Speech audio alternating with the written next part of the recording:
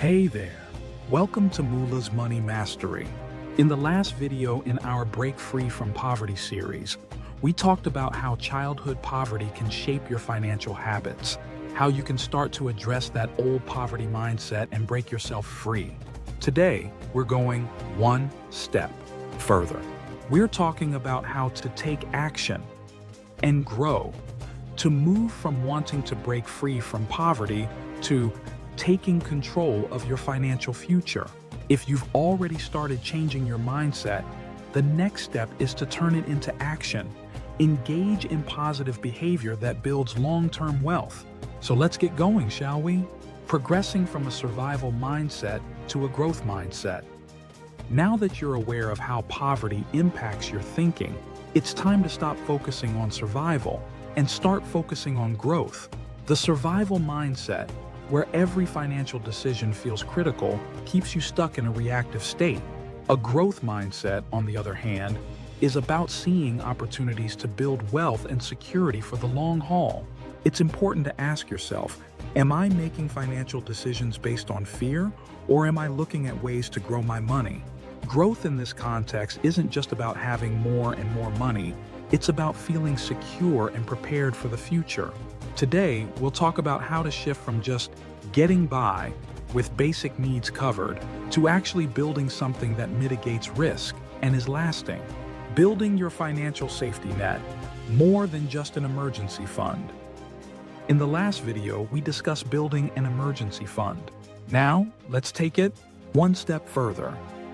Beyond your emergency fund, it's important to think about other layers of financial security you can implement, such as insurance, retirement savings, and diversified investments. It's important to think about all-encompassing risk management strategies to secure what you're building. These safety nets are crucial because they allow you to face unexpected events without financial ruin. This can be hard to wrap your head around when you're used to a scarcity mindset. It may feel like critical funds are being wasted, and you may be unsure if it's worth it, but you will be glad you've got them when it counts most. Next, retirement savings. If you're just starting out, contributing a small amount to a retirement account like an ERA or 401k is key to long-term growth. Time is your greatest asset when it comes to investing, so start small, but start early to see big results. Making your money work for you. Start with investing. Once you've established a foundation and lowered your risks, it's time to move into growth mode. This means investing.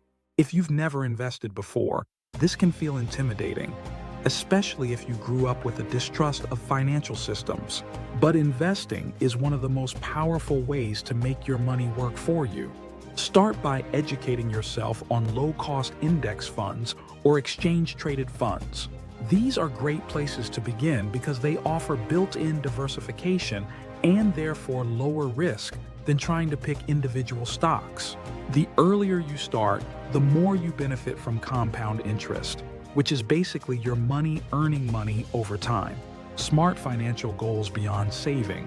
Now that you've got your safety nets in place and are starting to invest, it's time to think about your long-term financial goals. But we're not just talking about saving money. We're talking about using your money as a tool to create the life you want. Set goals that excite you and push you toward growth. This could be buying a home, starting your own business, or even building a charitable fund. These goals need to be specific, measurable, and broken down into actionable steps.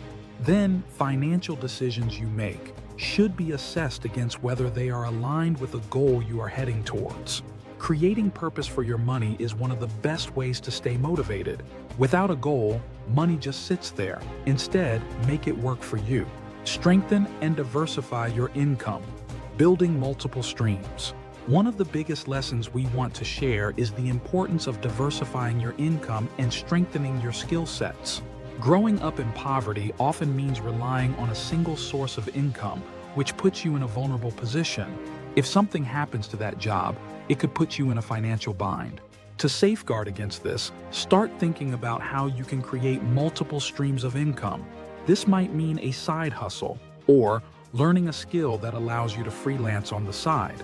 One of the strongest ways you can improve your financial position overall is to improve your income. You can only cut and save so much, but earning potential can be unlimited. Upskilling for career progression, developing a highly valuable skill set, and developing yourself as a person makes you a valuable asset career-wise. Your income will increase over time as you grow in knowledge and experience, and even if something happens to your company, you're likely to secure a new gig before your finances go off the rails. This makes your income position far stronger. Being deliberate and proactive in upskilling and developing yourself is an important financial safeguard for your future. Don't let the fear of loss hold you back. We know that if you've come from a background of financial instability, the fear of loss can be crippling. You might hesitate to take any risks, even calculated ones, because you're so worried about losing what little you've managed to save. But here's the truth. No wealth is built without some level of risk. That doesn't mean gambling with your money, but it does mean making informed, strategic decisions that could help you grow. Accept that you won't win them all, and markets will go up and down, but by doing nothing, you will surely fail to achieve your goals. Take the next step. Now, let's think about one area where you can take action to shift from survival to growth.